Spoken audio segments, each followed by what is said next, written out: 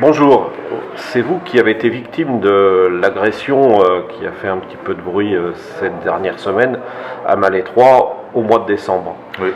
Vous avez accepté de répondre à nos questions. Ma première question, c'est pour savoir comment vous vous portez. Quel est votre état de santé? Ça a changé.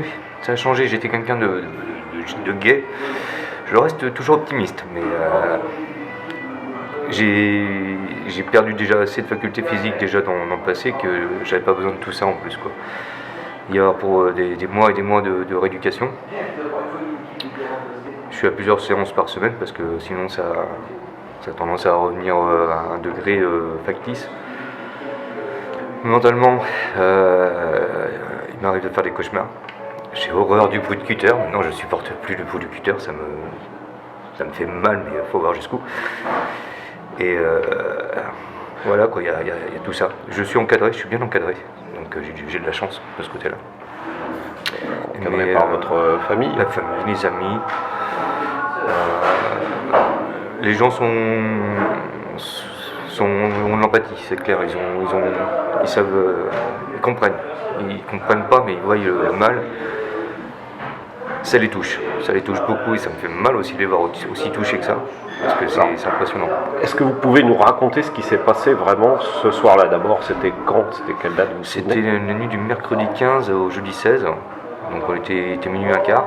Je rentrais de chez un ami chez lequel j'avais joué, et consommé quelques bières, et puis il me restait une bière à finir. Et puis comme tous les soirs, quand je rentre par là, je m'assois sur le milieu du pont. Puis je regarde le temps passer, le canard, les voitures. J'ai l'habitude de faire ce genre de choses, sur ce pont-là ou sur un autre pont. Et puis est arrivée une personne vélo, du mauvais côté de la route.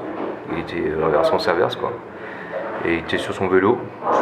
Il est arrivé à ma hauteur, je le connaissais, j'ai même pas vu son visage, je me rappelais même pas trop. Et il est arrivé, il m'a demandé si j'avais pas du coca. Et puis là, il avait un accent, on voit bien que c'est pas un accent de chez nous, entre guillemets. T'as pas du coca? Non, j'ai pas de coca, non, j'ai pas de coca. T'as pas de coca? Ah non, j'ai pas de coca. Donc il me restait de la bière, je lui ai dit non, rien, je bois de la bière, mais pas de coca.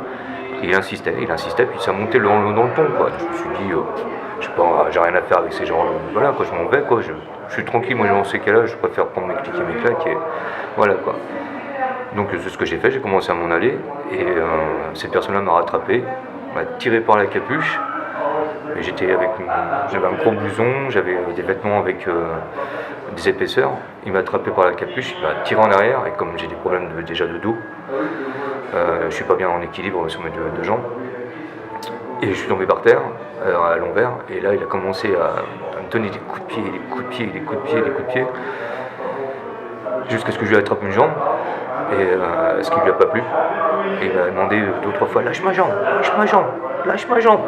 Et je voulais pas, parce que sinon il continue à me shooter dedans. Donc, puis là j'ai entendu le bruit du cutter, c'est un son c'est imparable, hein, quand on entend. J'ai regardé ce qui dès que j'ai entendu ça, j'ai levé la tête, j'ai vu le cutter arriver, j'ai mis mes 2 mains pour me protéger le visage. J'ai crié d'arrêter. Et non. Il y a une voiture qui est arrivée du côté de Saint-Congar. Elle était au feu rouge. Elle a ralenti parce que ça s'est passé au milieu de la route. Et il est parti. La voiture, elle est arrivée, elle est montée sur le trottoir, elle m'a contourné. Je criais à l'aide, au secours. Il y avait du sang partout. Et puis elle a continué sa route. Elle s'est pas arrêtée. Et là, je me suis vu avec mes mains, je voyais du sang qui partait de partout. Je voyais les coupures. J'ai pris mon foulard, je l'ai entouré. Après,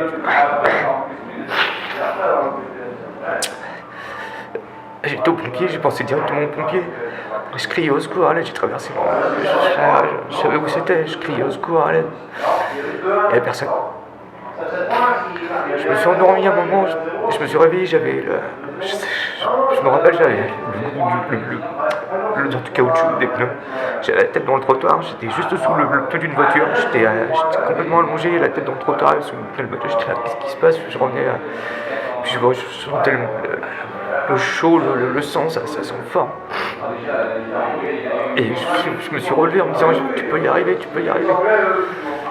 Je me suis encore endormi un peu plus loin, je me suis rassis parce que mes jambes, je partais quoi, je me vidais.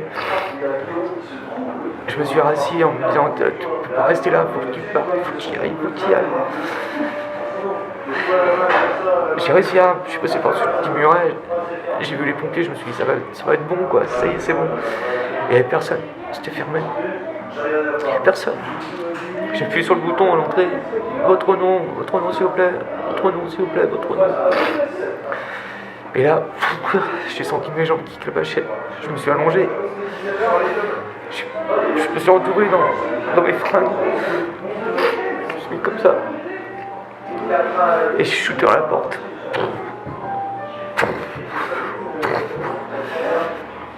Je voyais qu'il n'y avait personne. J'ai réussi à attraper mon téléphone. Je me rappelle même plus trop comment. J'ai réussi à faire le 18. Là j'ai entendu quelqu'un au téléphone, vous êtes gendarmerie machin, gna. Et là, j'ai piqué je me suis endormi jusqu'à ce que j'entende quelqu'un qui dit je crois qu'il y a quelqu'un devant la porte, viens voir, il y a quelqu'un devant la porte. Les pompiers sont arrivés, ils ont commencé à essayer de faire des points de suture, mais ils n'arrêtaient pas de lâcher parce que c'était trop profond, ils n'arrivaient pas. Ils en faisaient un, ils en faisaient deux, le premier lâchait. Les gendarmes sont arrivés, ils m'ont demandé comment ça s'était passé, où ça s'était passé, machin, qui c'était. Je lui ai dit, c'est un mec à vélo, ça s'est passé sur le pont. Et en descendant en descendant aux pompiers, ils ont croisé le mec à vélo, ils l'ont croisé déjà. Ils l'ont croisé, moi je sais qui c'est, c'est bon, je sais qui c'est, je t'ai croisé tout à l'heure, on l'a croisé tout à l'heure en descendant, on l'a croisé, je suis sûr que c'est lui. Et puis ils sont partis, ils ont pris des photos vite fait des mains, ils sont partis. On m'a amené un Pontchaillou. Là on m'a fait des radios parce que j'avais l'impression que j'avais mon poignet qui était cassé. Il n'y avait rien de cassé. Et après on m'a amené directement à l'océan. J'ai passé 3h45 pour celle-là, 3h30 pour l'autre. Le lendemain ils sont arrivés, ils ont fait dépôt de plainte. Ils m'ont montré une photo avec 12 photos d'identité. Une feuille avec 12 photos d'identité. Du premier coup je l'ai reconnu. Et sur la photo c'était lui direct. On dit t'inquiète pas c'est bon, on l'a chopé juste à temps. Je tenais aussi à remercier la gendarmerie de Malais 3 parce que franchement ils ont été efficaces et je tiens à les remercier pour leur ami. Franchement on peut dire l'amitié il y a des fois parce que on prend qu'ils sont vraiment très agréables. Ils ont bien fait leur boulot quand même. Faut dire là-dessus ça a été correct. Et les pompiers aussi avec. Ça a été quand on entend les pompiers vous rassurer, quand on passe à côté de la mort, c'est vrai que d'être entouré ça fait du bien. C'est clair. Vous avez dit quelque chose là sur lequel je voudrais revenir. Vous avez dit, il vous a demandé du coca. Oui, du coca. Ouais. Alors bon, je crois que c'est important de préciser, c'était du coca à la boisson. Ouais, boisson. Non pas. Non, pas de cocaïne. Dire qu'on a pu voir ici ou là qu'il était question de drogue, c'était pas du tout ça. Rien à voir. Je suis pas un drogué doux, mais pas un drogué dur quoi. Et voilà. Et je touche pas ça, et j'en comprends, j'aime pas ça, j'avais un mauvais rapport avec ça. Même lui, c'était pas ça de monde. Non, pas du tout. C'était vraiment du coca. Et c'est vraiment ce qu'il cherchait, c'était du coca, de la boisson. D'accord. Très bien. Est-ce que vous comprenez que cette affaire soit restée un petit peu étouffée, on va dire, en tout cas? Sur le coup, on se rend pas compte.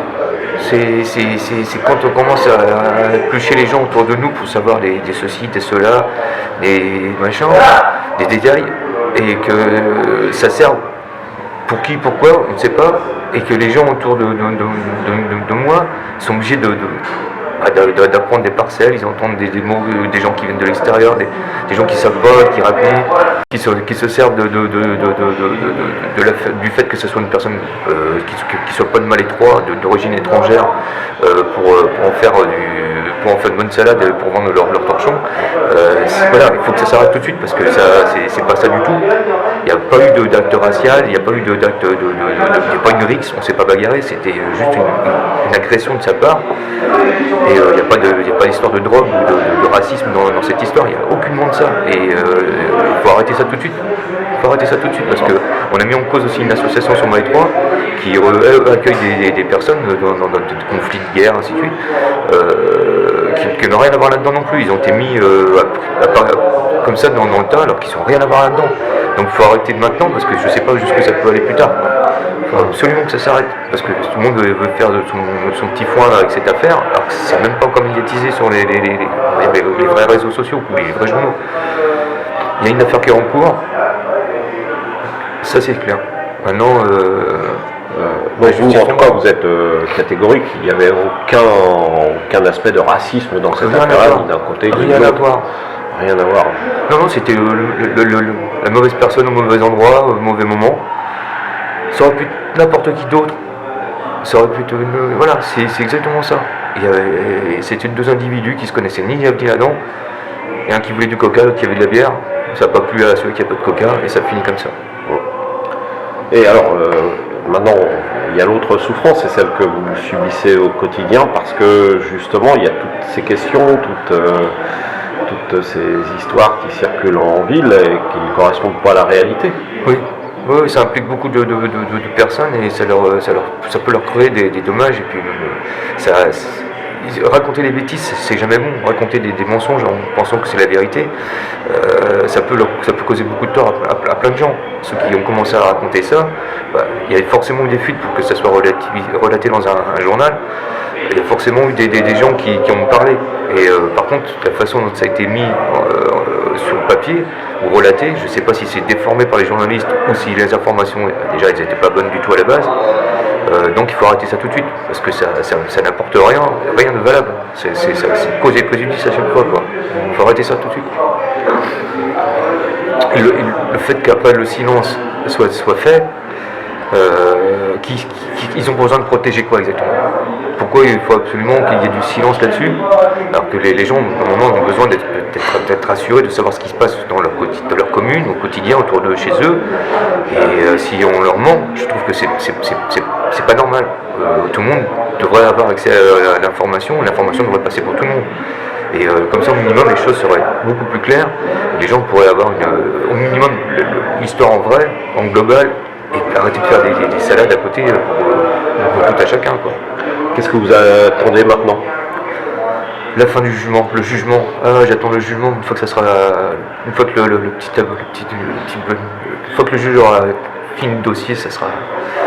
Voilà, la personne elle ira faire son cas, elle sera jugée en tant qu'eux, et moi je serai à juger en tant qu'eux. Il y a une victime et un agresseur pour moi. Voilà. Donc il y aura l'agresseur, il dira là où doit aller les agresseurs, et la victime elle devra retourner à la vie normale avec des séquelles. Voilà. Est-ce que vous êtes soutenu par les services sociaux, Non, je suis déjà quelqu'un ça fait des années que je suis sur Malais 3, que je suis entre guillemets soutenu par les services sociaux, mais ça n'a jamais abouti. Peut-être que le fait que je sois un peu marginalisé d'une certaine façon, mais je n'ai jamais. Les aides sur le secteur, c'est vraiment c'est ridicule. Franchement, c'est hyper ridicule. J'ai réussi à faire trouver des logements à des gens qui étaient déjà SDF sur Malais 3. J'aurais trouvé des logements, j'aurais rempli leurs papiers 10 fois mieux que les assistantes sociales pourraient le faire. C'est moi qui les ai dirigés, qui leur ai montré les façons de faire. Et quand moi je vais voir pour me demander la même chose que eux ils ont eu le droit, on me donne toujours des raisons. Il faut voir, c'est sans fond, c'est creux, il n'y a pas d'explication. C'est des phrases qui se tournent, qui finissent en coup de poisson et il n'y a pas d'explication. Je sais que bon voilà quoi, ils veulent peut-être un peu aseptiser Malais 3, ils veulent se débarrasser certaines personnes qui sont visuellement pas bien avec le décor. Ça, je sais que depuis quelques années, ils jouent un peu là-dessus. Mais ça n'empêche pas qu'on est vivant, quoi, et que je suis habitant de Malais 3, que je connais les gens de Malais 3, les enfants sont de Malais 3, ils ont été à l'école à Malais 3. Je connais tous les gamins de Malais 3, les plus vieux comme les plus jeunes. J'ai un très bon rapport avec les gens. Il n'y a qu'avec vraiment le système des autorités et d'assistanat social que ça marche pas. Ça marche pas. Bien, merci. Merci aussi à vous.